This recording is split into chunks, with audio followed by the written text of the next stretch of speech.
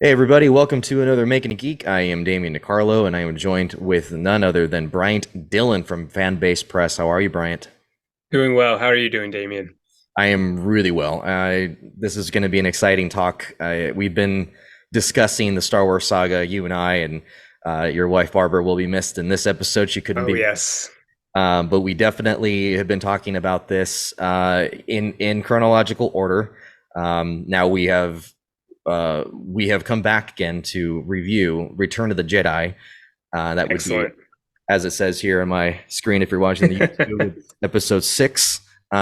This was the third entry of the original trilogy, released in 1983. It is exactly as old as I am. Now it's 40 years old. It has seen now a re-release in theaters. So I figured this was a good time to talk about it. I want to know a little bit about some standout moments between your thoughts and mine. Since there's two of us, I think that there's going to be a great amount of depth we can get into Sure. regarding how this has affected us.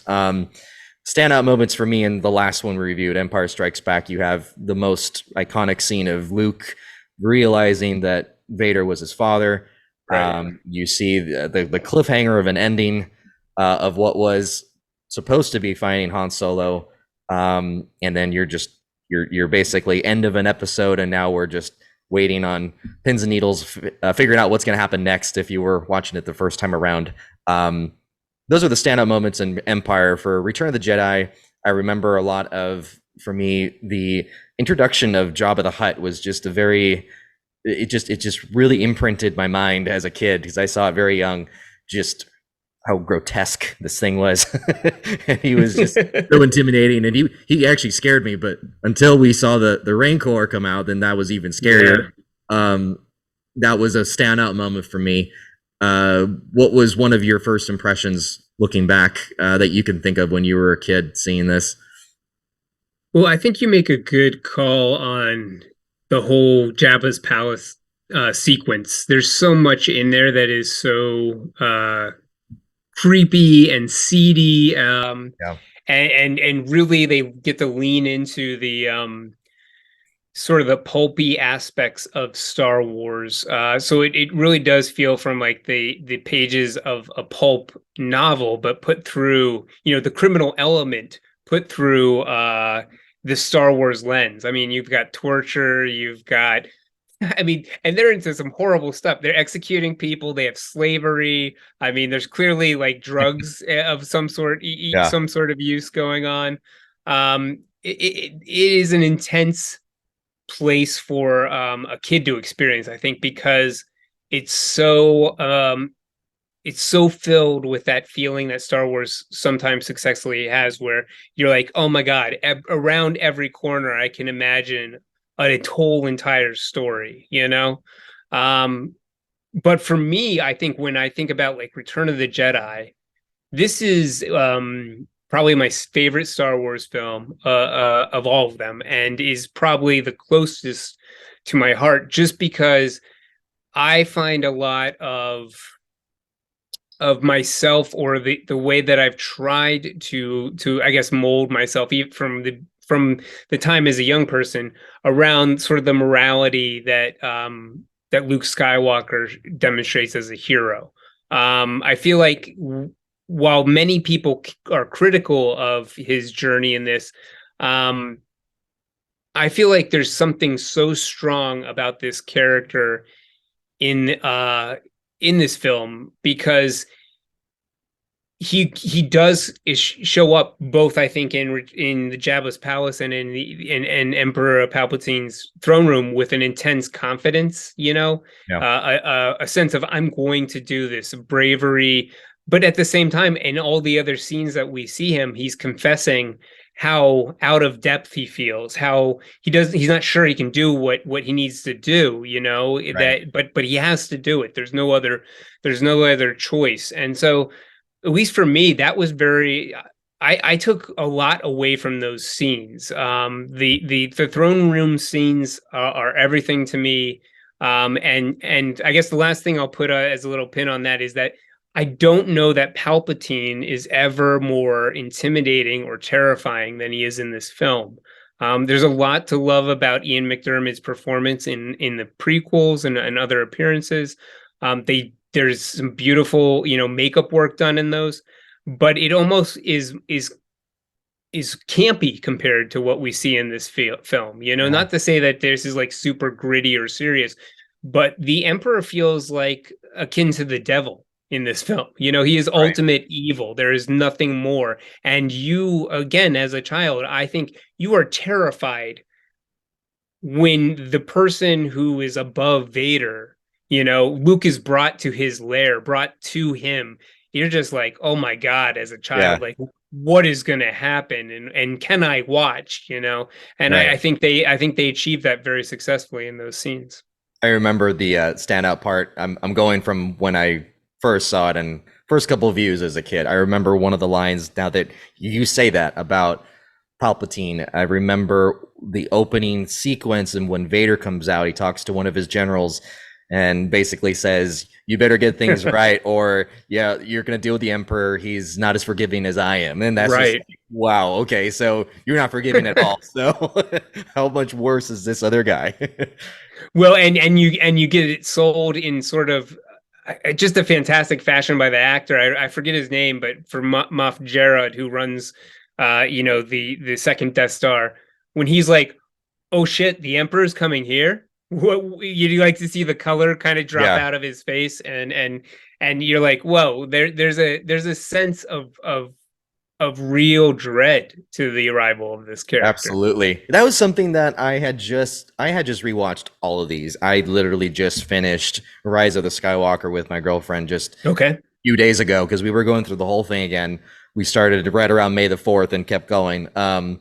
And I just noticed that there was that fear factor in the original trilogy. You could see it, like you said, the guys, the generals, or whoever was dealing on, over here with the henchmen of Vader, the very presence, they would just they would just go like stone cold dead, like scared. And I Hmm. think that that was lacking in the new trilogy. I think that was there wasn't that fear factor for me. I could say that this movie accomplished, where you saw it all over these guys' faces. If they screwed up, they had to answer to Vader, and now you had another person. You had the Emperor to answer to, which was going to be, promising to be 10 times, 1,000 times worse. I really enjoyed seeing that this time around, which is a great segue because I think that would be my next question. We kind of talked about our first impressions when we were younger. What are some impressions now at a rewatch at your age, now that you have seen both? There's a special edition version, there's a theatrical. We'll get into that, but I'll pose some, what are some impressions you saw this time around in general? Well, I revisited this film recently as well. We actually just released our review or retrospective at Fanbase Press, and it is interesting watching it not only as an adult, but as you mentioned. I mean, there's the sequels, there's the prequels, there's TV series and animated series now. I mean, the amount of mythology that has grown out of this is incredible. Um, and this was the third film. I mean, they had Right. some comics and stuff that wasn't canon right now, but this was like very early, in building that story. And so what I find really interesting is that most of my feelings are the same about the film. I feel like because this is such a core personality film for me, I've maintained that to a degree. I still love it. It still has the same message and values that I believe from before. But the way that it gets recontextualized by the other stories is fascinating to me. And there's two franchises that are doing this in interesting ways. The Marvel films, the MCU, is really interesting because I feel like it's something new. As much as people want to say like, oh, it's overdone or it's gone too far, there's something really interesting happening for a good amount of fans where each chapter um, allows you to go back to a few other chapters and rewatch them and think about them in different ways. And Star Wars is now like that. I don't think that it's as secure in its connections as the MCU, because they've got one individual who's been running it, for a distinct amount of time. Star Wars has been added to by many people. George Lucas added to it, then he got sold off. Others have been running the show. But things like looking at like a character like Mon Mothma, what she meant the first time I watched Return of the Jedi. Not to say that she didn't mean much. It was an important character. It was like, oh, clearly this is the leader of the Rebel Alliance. She has a certain grace to her. She really sells the the death of the Bothans to you, where you're like, oh my Yeah. god, those guys, they sacrifice something serious. But now we know this character from series like Andor and Rebels and all over the place, and it adds a real interesting you know uh, layer of rewatching this movie, knowing what those characters have been through, Right. where they're going to head. Another one that's really interesting to me is now watching how my feelings change about Obi-Wan Kenobi and Yoda, and what are they doing, and how is that situation working. One thing that I took away during this viewing that I found really interesting is I started thinking more about the Kenobi series and the prequels. And what is really interesting to me is looking at what Yoda and Luke and Obi-Wan are telling Luke. They're essentially going, hey man, you've got to kill your father. Like, if you can't do it, we're done. No one else can do it. You're the only one, and there's no other choice. He's Right. gone too far. And Luke is essentially just being like, I don't even know if I can, like, and he's trying to find another way, which is really interesting. A way that arguably is more Jedi than what he is being pushed to by Yoda and Obi-Wan, which is to reach out to his father to find a nonviolent way to end this conflict. Um, and I don't know, what I guess what's interesting to me about that is you end up going to a place, if you think about it a lot, of like, okay, is this intentional? Is this something that Yoda and Obi-Wan are really believe that he needs to kill his father, or is it something where they're trying to set Luke into a certain position that will cause a certain sort of connection with Anakin? I tend to believe they do think Anakin's a lost cause, and that he needs to be killed. Right. Um, but you even get into interesting place of like Obi-Wan being such an interesting character, a character I have much love for. But when you think about him sitting on that log in Return of the Jedi and saying like, hey, if you can't do it, the Emperor's already won. Yeah. It even becomes more interesting because we now have an example with Obi-Wan Kenobi, the series, and Revenge of the Sith. Two times Obi-Wan had the opportunity to kill Anakin. Right. Once to put him out of his misery on Mustafar, and once to do the same. I don't know what the plan is, but during their confrontation in Obi-Wan Kenobi, Right. both times he can't pull the trigger, but he's still the kind of guy who's going to go, man, I couldn't kill my friend, but you know what, son? Go ahead. Go out, go see if Yeah. you can. You go Go ahead. see if you can. Well, yeah. Throw me in, coach. Go ahead. Which is, yeah, it just adds interesting layers to these characters and makes them more complex, and makes you if you do enjoy that kind of thing, I think it's interesting to watch a movie like this that was made 40 years ago in that mythology and go, how does it work, if it does at all, with the new tendrils, the new stories that have been added. Yeah, absolutely. It's so funny that you said that, because yeah, that's the very first thing that reminded me to do this again, this coverage of Return of the Jedi, because of Mon Mothma. Because when you brought up her role, when I saw her in this film, I immediately thought of everything else we know of her, and we need to get into all of it. But one of the film releases that have been theatrical, we see her role in Rogue One. So Right. that was obviously on the way of this viewing of a marathon I was watching, and to see that story again, all of it just vibes differently with the new stories that are out. Um, even though it has nothing to do with this particular episode, just the looking forward to timeline wise of the Mandalorian and then what happens in the Boba Fett series. Right. I'll even say the Boba Fett series, it wasn't so impactful that it changed my view forever of Star Wars. It certainly added to my viewing of Return of the Jedi. When you saw him go in the Sarlacc pit, you knew exactly what was going to happen, though we already knew that through the books and the comics, but you saw it come to life. It was really cool. We got to see it on Disney Plus. Therefore, my viewing just was that much more enjoyable, and I think that that is such a brilliant thing to do, is to just expand on the movies, specifically in the Star Wars universe, whether it be animated or novels or TV show. Really, really great impression I got this time around.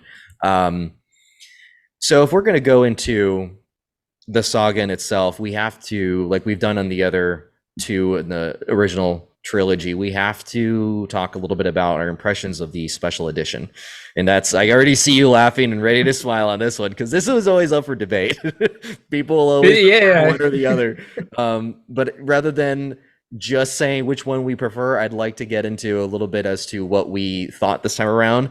Sure. And which one we think, that we enjoy so far, of what particular scene or edition that was in special edition. So I'll start us off with the music that was played in Jabba the Hutt's den, or Right. Yeah. his little area there.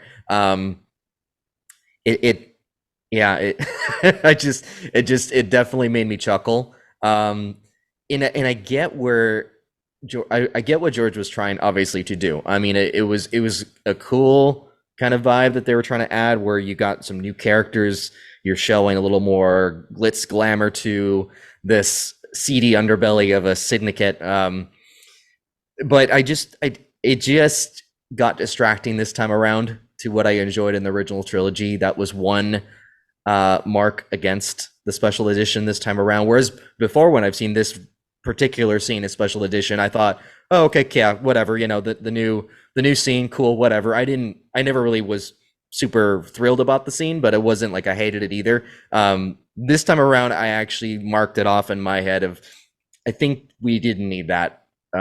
What are some of your impressions, Bryant? What were some of the things in special edition? The special editions, I have an interesting relationship with them because I definitely had the same feeling that everyone else did, when they came out. For people that weren't there, I mean, we only had, the original trilogy for so long. We had books and comics and role-playing games and things like that. So there was an extended universe or expanded universe, but it wasn't anything close to what is going on now. We were all watching the same three films from, the 70s to the 80s, Right. well into the 90s. And so I, at this point, knew these films by heart. Like, I could recite them, I was watching Yeah. them that much. So seeing the special editions was really interesting because it was my first chance to see them on screen. It was my first chance to experience what I was looking for most, which was the sort of excitement of the theater in a Star Wars movie that had always been described in like Yeah. documentaries. And then there was an interesting experience because I feel like a lot of me and my friends had seen these movies so much that you almost got a little bit bored in the theater because you're like, well, I know exactly what's going to happen, Right. but you'd know exactly what changes had been made because you knew Yeah. the film so well, and that became, as you said, a controversial discussion of like, was it better or worse, and what did you like? Right. Return of the Jedi for me, most of the changes work. I understand your issues and many people's issues with the additional like CGI size noodles and the new dancers and stuff. Yeah. It's a little goofy, but I don't mind my Star Wars being goofy, and I understand George Lucas's instinct because the puppets from the original shot there are not fantastic. There's No, one they're size noodles not. puppet who just didn't work exactly the way they Yeah. wanted, and so that was his desire there. I don't know if it had to be exactly what we got, but I tend to go, You know what? I'll deal with most of these changes. The interesting thing too that I want to mention before hearing more of your thoughts is that they have continued, or I guess Lucas has continued to tinker with these films. So this is we had the special edition, but he made a few more changes, I think, when he released it on Blu-ray, Right. and then he made a few more for the 3D release. Um, so we have the one I think I struggled the most wasn't in the special edition. It's the Force Ghost of Anakin, Right. being changed to Hayden Christensen. George tends to say, "Oh, well, that is when he quote unquote died Right. Right. I as know. a good person or Anakin," but then that doesn't make sense in regards to like, well, then are we not talking with Anakin in Return of the Jedi when he says, "Take my mask off, let me see you with Exactly. my Wasn't that true the full face"? redemption? Right, right. I think honestly, it was a choice that George wanted to make just because he wanted to connect it more securely to the prequels. But it's one of the few changes where I'm like, that just doesn't work, man. Like I Yeah, don't know it fell that. out of place. Yeah. Yeah, I don't know that I understand it mythology wise why we would get old Obi-Wan, old Yoda, and then a young Anakin. It just doesn't really fit. But the other things like the expanded celebration, things like that, I think made sense to me. I was able to integrate them. And now they work a little like that celebration sequence even works a little better because as we're talking, we now know these worlds. We know Coruscant, we know Naboo, we know, Right. and it doesn't feel like, oh, hey, here's just an assortment of worlds. It feels like, oh, these are other places that we see in TV shows, movies, and whatever, other Star Wars stories. Um, yeah. So what I don't know, what are your thoughts, Damien? Do you have any? I know the other Yeah. controversial one is the no added to Yes. Vader throwing the Emperor over the I'm edge. actually okay with that part. Yeah. Being like you, we're about the same age, right around there. I grew up really watching the original trilogy a lot, so I memorized it very well. The scene, it did feel a little empty because I had rewatched the OG again. I Okay. want to say a few years ago, and it did feel a little empty. I kind of missed the no, just because it just added, I guess, just a bit of more emotion for me. Given what has happened in the prequel trilogy with Anakin. So I enjoyed that. Another part I enjoyed in the special edition, I think, thank God that they had changed the Sarlacc pit. I really enjoyed that they put at least the mouth, the beak, something. Because I remember the original, I don't know, it looked like guys were falling into like a sock with some spikes coming out around the holes. But I enjoyed that. I actually am one of the few that enjoyed all of the special edition. Like yourself, I have a very nostalgic part of me that looks back to 1997 when those were released in theater, and I was still rather young. And so for me, it was a fresh watch from the original because I was such a kid. But um, I enjoyed the hype behind the special edition. I think that they did that so well. Yeah. Releasing them so quickly. And I lived in LA all my life, so for me, we have these glorious old school theaters here in LA that were showing them, and you got that real true feel like the Chinese theater. I saw it there. I saw it in Westwood Village. Like these spectacular old school theaters that really added to that feel. It wasn't just going to your typical modern theater. It was something taken already in itself out of a classic, and it was a gorgeous watch. So for me, other than the little music sequence, I really can say I really do like the special edition. I think that the only thing that throws me off now is the obvious, that I think the CG does look dated. Sure. Some of it does. It does, and I think that is probably the most distracting part about it. It's not like I require great graphics. It's not like I require something amazing, but if I can actually tell of a date of an era when the CG was made, I felt like it was a little distracting. I could tell this was very 90s. This was very early CG work that was very top notch, but it just, now we've come to an age where things have progressed, where we watch the MCU, we're looking at Thanos, or we're like, what, my God, that looks, like a real person. And evidently, it, sort of is, but, you know what? Let me ask you this because I totally agree. And one thing that I think is important to say about these films, as much as we love them, is that they're not sacred. You know, especially when you look at like how much George has changed them before he handed them off. I mean, and we've had replications of like bad or replacements. I guess is rather the word of bad CGI. I know that he switched the CGI for Jabba in A New Hope yeah, a few times. And then like obviously replaced the puppet in episode 1 of Yoda with the right. CGI version.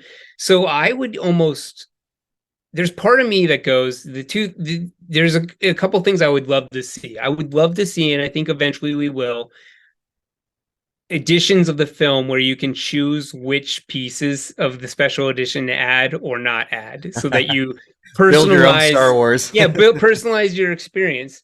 And I would say I think obviously one of the pains in people's or thorns in people's sides is with special editions is they've replaced the other version. It's hard to get the original version. You can't get it, from Disney. You can't get it from Lucasfilm right now. Right. I think that eventually that will, probably after Lucas passes, there will be some release of like that, the original eventually being out there. I would almost think that what they should do is when they do release that original version, they should consider doing special editions of all the other Star Wars films, at least the episode films. I don't see any reason why these things have to stay exactly as they are. And there's so many like deleted scenes that would enhance some of these films Right. or little places where you could go and fix the CGI. Imagine a special edition of The Return of the Jedi where they've once again gone in and redone that dance sequence with today's CGI just to help it a little bit, give it an extra Right. hand the way they've done with Jabba. I think that would actually be worthwhile. I mean, because we're already past the line of like, don't touch these films. These films have been touched over and over and over again. Absolutely. Yeah. What are your thoughts? Would you enjoy something like that? Yeah, I would. And this is the thing I relate to George. I had the pleasure of meeting him. I didn't talk anything about Star Wars, but we were Okay. all business. But I could tell by the way he is as a person, just the little bit that I got to talk to him, he seems like the kind of guy that really just, he's very imaginative, obviously. He's very creative, but I feel like he's the type of guy that scrutinizes every Right. little thing. And I not by any means was it negative upon my meeting him, but I could tell everything he did while I was working with him that he scrutinizes everything, he analyzes everything before making a decision. And so I see him more of, I can relate that when I've written some screenplays, I've tried making things, cutting movies together and making little edits here, and I feel like it's never enough when I go back with fresh eyes later on. You know what I mean? Like there's always something that you want Sure. to do to something you love so much. And if it's your baby, you want to take good care of it. You want to nurture it. You want to feed it. You don't want to just abandon it and be like, you'll be fine.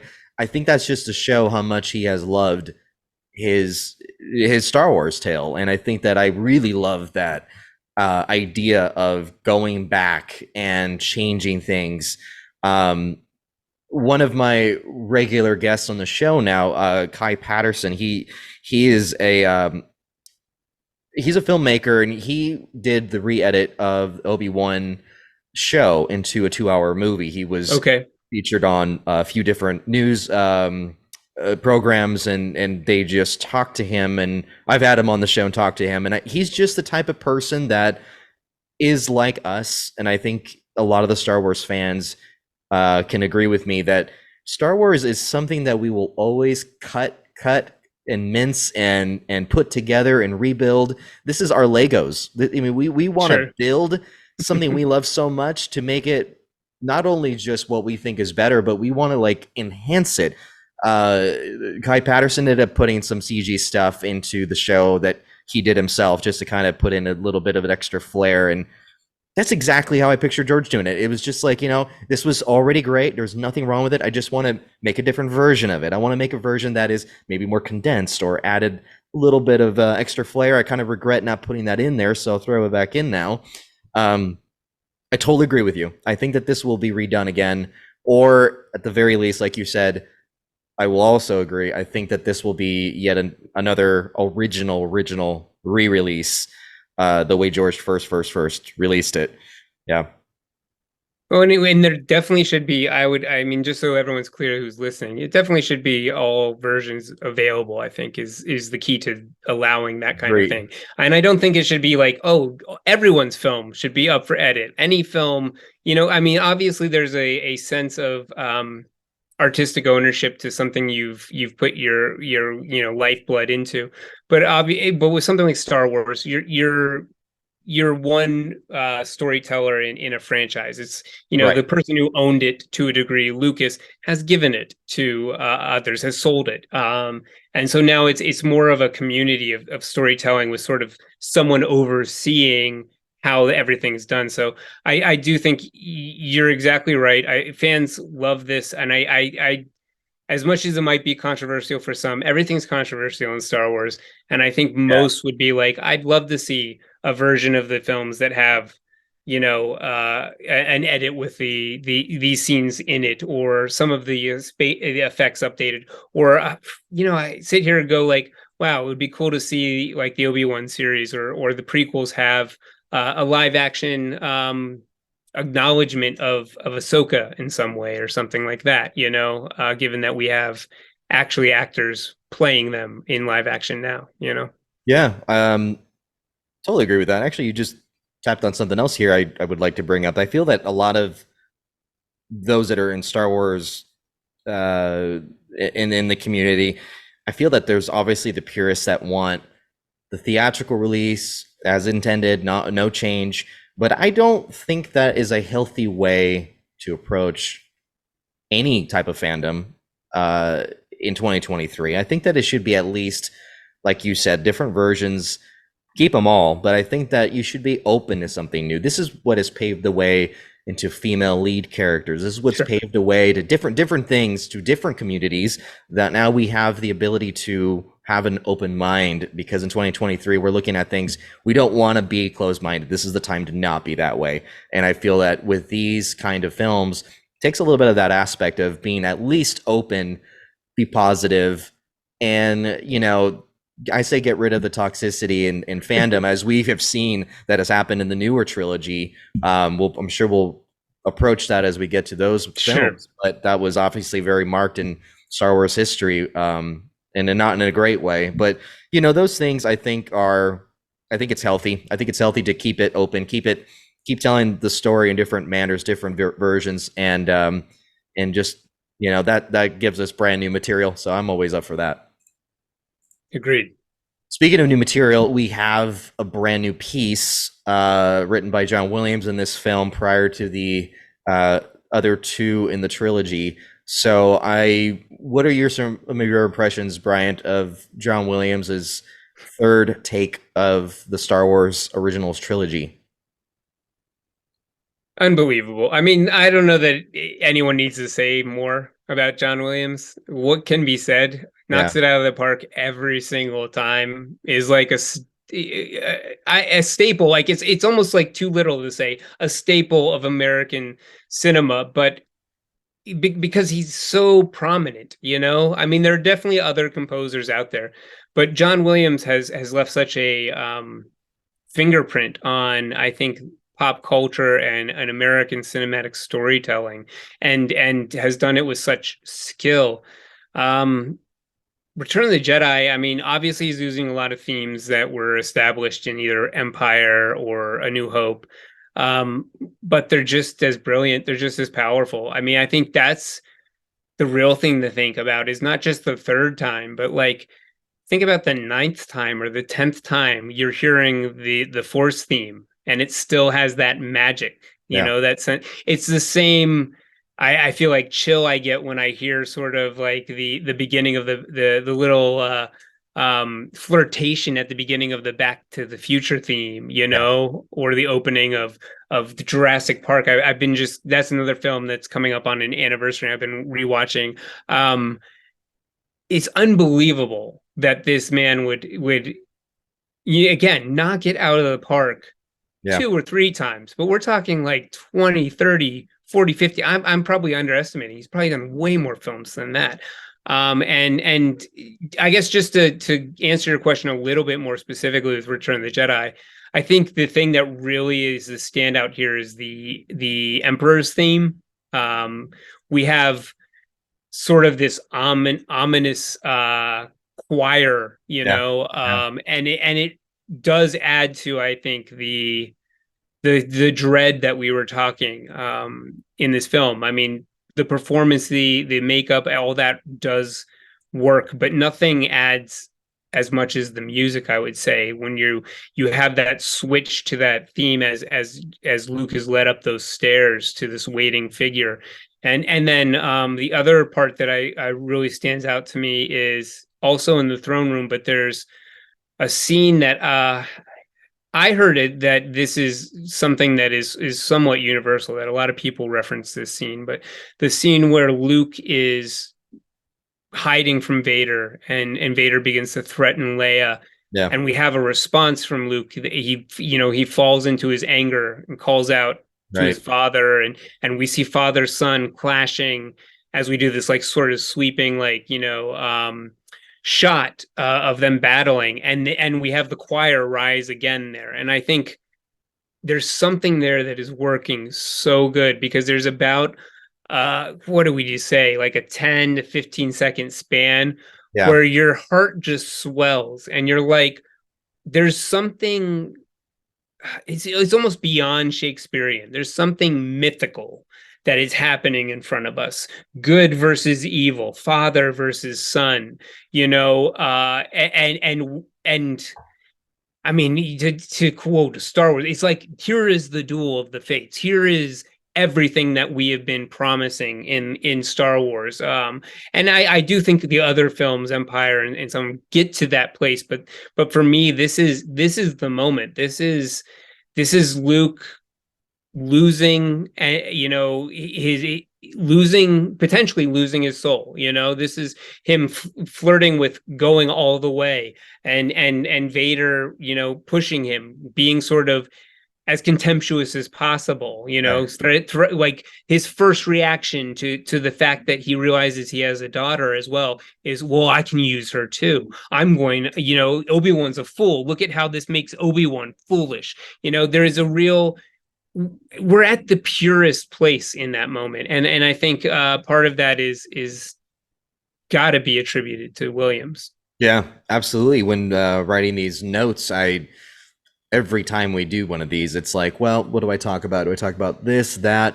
And every time I put John Williams, I'm like, we say the same things, but there's no way not pay tribute, even if it's the Right. same way, to the same glorious man that he is. There would be no. What would Indiana Jones be without the Indiana Jones? Seriously, What would seriously. Star Wars be without that particular theme? Jurassic Park, all of these movies I'm naming, E.T. This is all John Williams. The brilliancy of him, Harry Potter. I mean, I'm gonna go Yeah. on, but there's just so many that it's not just an epic score, because films have that. Great composers, Hans Zimmer. I mean, I can go on all these other ones, but when you have a marked theme that will never get out of your head for so long and done so many times, and yet we don't get sick of it. Think about that. We don't get sick of those themes. We just don't. No, we There's don't. other film themes I've heard where, okay, it gets kind of old. That's because it lacks the personality and the legacy that comes with it. And I can't think of any of these films that he hasn't done that hasn't had a sequel or a legacy. Maybe ET, but even then, there's a legacy to that with Universal Studios and all these other attractions that have modeled after ET. So John Williams, when I think of this particular film, I do also think of the throne room. I think of everything that happened there, that ominous tone to the Emperor's theme. We get this is the first Star Wars, I want to say, that we get multiple. I mean, correct me if I'm wrong, but I think we get multiple themes for the first time. We get a Yoda theme again. We get Luke's theme. We get that could coincide with the Force theme. We get Ewoks now, their theme. We get an Emperor theme. So now we're getting a personality here. This isn't just a movie, a marked movie score. This is a movie score that has different personalities to it that will stick forever with us. Should they, at this point, at the time, right, think of continuing to do more, because that theme continues different ways. So brilliant job. I have seen John Williams twice now live, and when you see his conducting, I mean, it truly is magical. It is like a magical thing to see. But what you see more than just him do it is the audience. If you ever, and I implore listeners or viewers on the show, go see him while he's with us still. He's getting up there.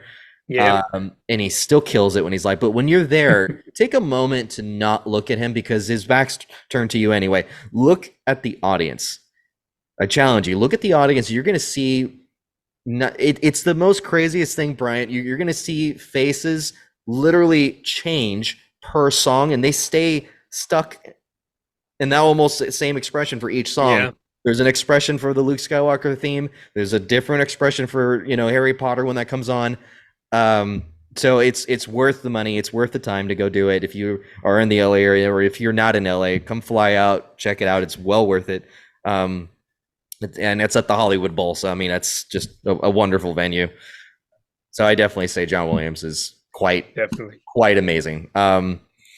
Continuing on with Return of the Jedi. Now let's bring it to 2023 again, in Okay. regards to the entertainment factor. We see a lot of value in different films. There's something that and I'll say this now that you're a dad, Bryant, and I am not. I don't have the privilege of being a father in my life yet, but you have children, and you're seeing a film really about children and guiding them. Now that you look at it at your age, what is this like now in terms of value to you, seeing the relationship of Luke and Vader, Leia and Vader, Luke, Leia, and Obi-Wan, like all of these different figures? You have Yoda. What are some of your impressions of value in terms of what can you take away from this film now? Well, I definitely think that the films have a lot of value. One thing that's interesting for me with Star Wars is because of how passionately I love Star Wars, and um, because I really had a fantastic experience, I think back in 2015 with the release of The Force Awakens at Christmas, which I wasn't really expecting. Um, the holiday season has not been traditionally, Star Wars season. It was always May. It was Yeah. summer movie. But there was something I really enjoyed about the coinciding nature of a release of a Star Wars film and the holidays. And so since then, what I have done is kind of tried to revisit these films once a year, or at least some of them in some fashion, around the holidays, and with my wife, and sort of see what new things we can take away from them. Almost the way that other people, might approach, revisiting a religious text and seeing what moral values they Yeah. can take away from it. That's my Star Wars relationship. I find ways to look at these films and the stories and what they're passing on, and so there's always been a value because of that. There is a lot that I love in Return of the Jedi that I think has to say about the way we approach conflict, and the way that a Jedi should react and approach situations. Um, but I think that what also is happening, as you referenced, I'm newly a father. I'm approaching my third year. Um, And these films are special because not only do I have twins, which I think is going to have a certain connection with Right. these films, but I really look forward to like traveling through these films with my children, especially when they can kind of have deeper conversations about them, because I feel like there's a lot of just great ideas introduced through these films that are worth discussion. When it comes to Return of the Jedi, um, honestly, what I think there's going to be great stuff with like the conflict with Luke and Vader, what makes person good or evil, how you stand up to terrifying situations. Um, I remember Lawrence Kasdan once saying in an interview I watched that the purpose of a fairy tale, which is what Star Wars is that it's supposed to teach young people that when they're in trying times, that bravery can get them through a wall of fire. Um, and I think I don't know that I entirely agree with that, but I think there's a lot of that in this original trilogy, and Return of the Jedi being the conclusion of that. That you don't always know what you're doing. You don't always have an absolute, a sense of confidence or Yeah.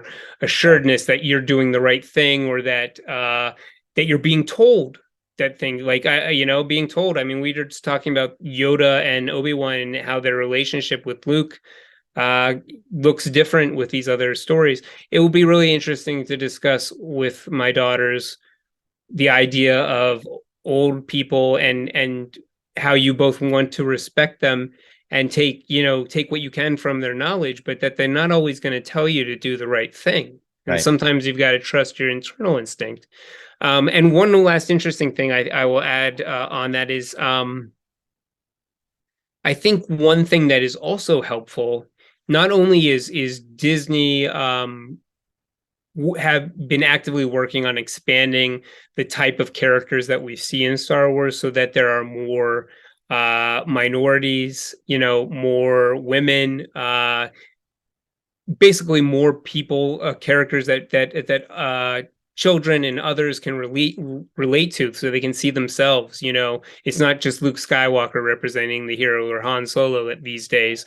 And not that Princess Leia didn't represent the hero as much, but specifically in Return of the Jedi, as much as I love this film, if you're a young girl, Leia doesn't have a ton to do in this film. She does do some cool things. She saves Han, Right. but she gets captured and put into, Right. a gold bikini, and then she kind of takes a back seat the rest of the film. I mean, she does Right. have one or two moments that are cool character moments with Luke or Han, or the Ewoks, but she doesn't have the sort of like cool story that she had in some of the other films, and the focus. It's mostly a Luke story for Return of the Jedi, and Right. I think that provides an opportunity with kids to go, hey, like, look at here's how we can be critical at the same time with something that we love.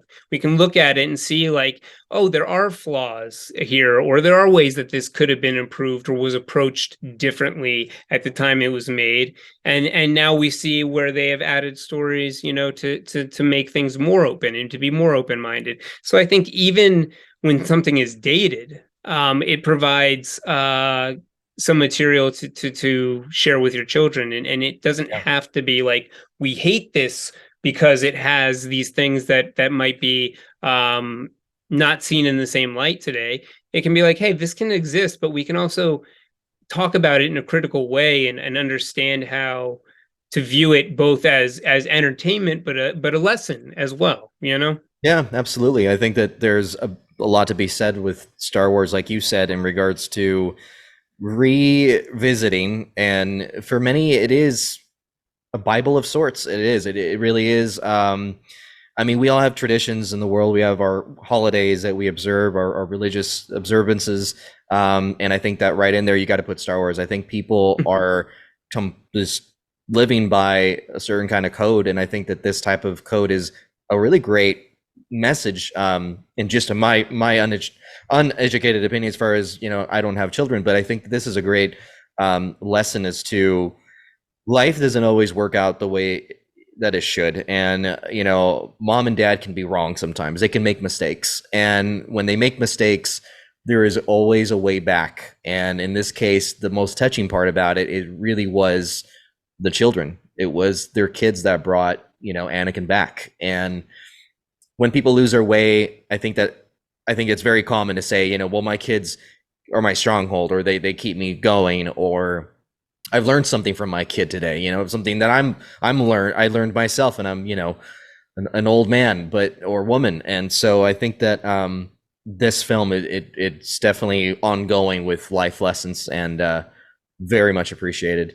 So with that, right before we wrap up, the last question, Bryant, I think that's a great one to talk, and it's more or less what we've said now, but as a summarization, what would we say now if someone asked us, does Return of the Jedi hold up 40 years later after its release? What would you say in a nutshell to that? I would say absolutely. I mean, I think that there are, as with almost every film, there are things that we can be critical, especially with Star Wars films. I will say every film has some flaws. No, I don't know that there is a perfect Star Wars product to me, and I don't mind that. I like that because it means we're going to get Star Wars continuously. There's going to be more and Yeah, more stories, and not needing perfection means that I can enjoy these stories in a certain way.